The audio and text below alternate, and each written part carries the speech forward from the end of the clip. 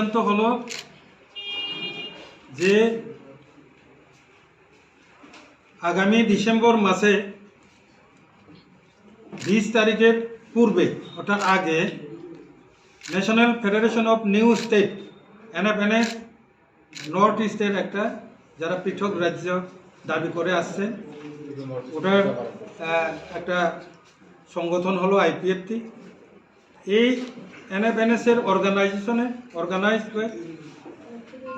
IPFT এবং NFNS মিলে যৌথভাবে দিল্লির যন্তর মন্তরে একদিনের সিটিং ডেমনস্ট্রেশন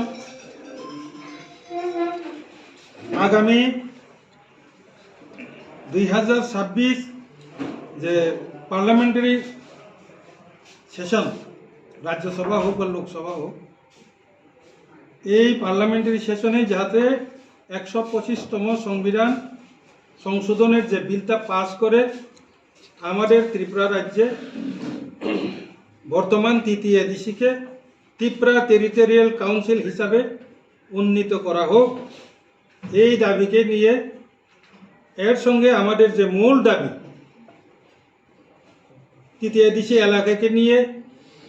পৃথক ত্রিপুরাল্যান্ড রাজ্য গঠন, এই দুইটাকে বেশ করে আমরা আগামী ডিসেম্বর মাসের 20 তারিখের মধ্যেই, তারিখ এখনও ফাইনাল হয়নি, 1-2 দিনের মধ্যে তারিখটা ফাইনাল হবে, ওই তারিখে আমরা একদিনের সিটিং ডেমনস্ট্রেশন করব NFNS এবং IPFT যৌথভাবে। 2, এই ডিসেম্বর মাসে যেহেতু আমাদের ত্রিপুরা রাজ্যে এখন বোর্ডের পরীক্ষা সামনে আসে, স্কুলের পরীক্ষা চলছে,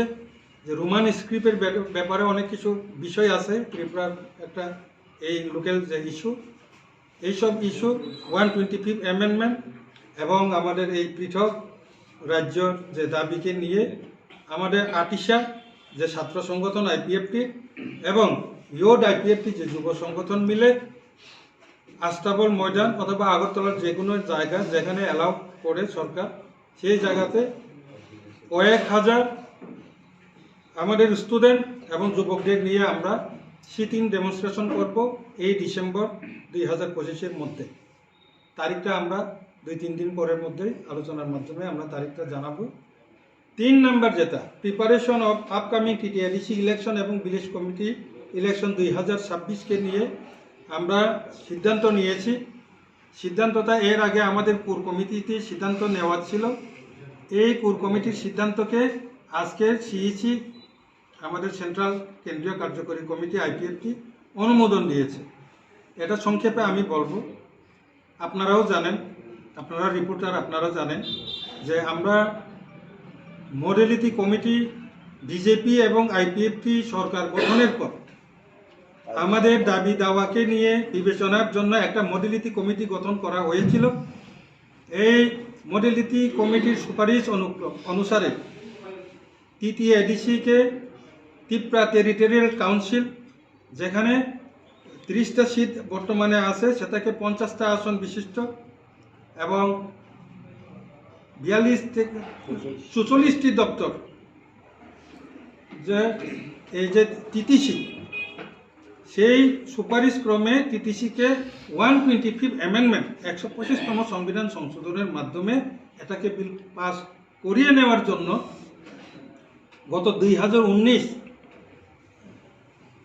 council of minister Tripura legislative assembly government of Tripura, আমাদের দাবি নয়,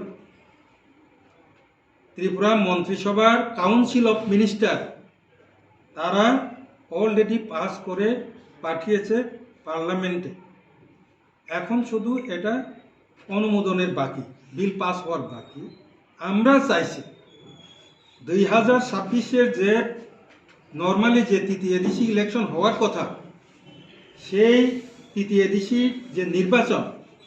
এটা এডিসির নির্বাচন না হয়ে TTCর নির্বাচন যাতে হয়, এই দাবি আমরা সামনে রেখে আগামী যে এই 22 তারিখ ডিসেম্বরে যেখানে যন্তর মন্তরে গিয়ে আমরা সেটা দাবি করব, আর রাজ্য সরকারের কাছেও এই চিঠি লিখব। পাশাপাশি আমরা IPFT পলিটিক্যাল পার্টি চাই 2026-এর যে এডিসি ইলেকশন সেটা তৃতীয় এডিসি ইলেকশন না হয়ে 125th অ্যামেন্ডমেন্ট বিলের মাধ্যমে টিটিসি ইলেকশন যাতে হয়। 2, এরপরেও যদি এটা যদি না হয়,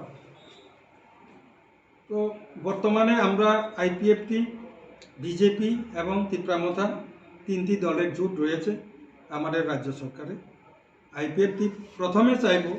এই টিটিসি যে ইলেকশনে আমরা 3 দলের মধ্যে সমভাবে আসন বন্টনের মাধ্যমে বিজেপি, ত্রিপুরামথা, আইপিএফটি মিলে যৌথভাবে অ্যালায়েন্স করে আমরা ভোটের ময়দানে নামার জন্য আমরা প্রাথমিক আমাদের প্রচেষ্টা থাকবে। আর যদি না হয়ে থাকে তখনকার পরিস্থিতি অনুসারে কোন দলের সঙ্গে জোট করার মতো যে পজিশন আমরা এর আগে ভাগে আমরা সেটা বলতে পারবো না। আমাদের ইচ্ছা আমরা জানিয়েছি যে আমরা 2026-এর ইলেকশনটা এই নর্মাল তৃতীয় এডিসির ইলেকশন না হয়ে টিটিসির ইলেকশন হোক 125তম সংবিধান সংশোধনের মাধ্যমে। আর এটা ত্রিপুরামথা, বিজেপি, আইপিএফটির অ্যালায়েন্সের মধ্যেই সরকারটা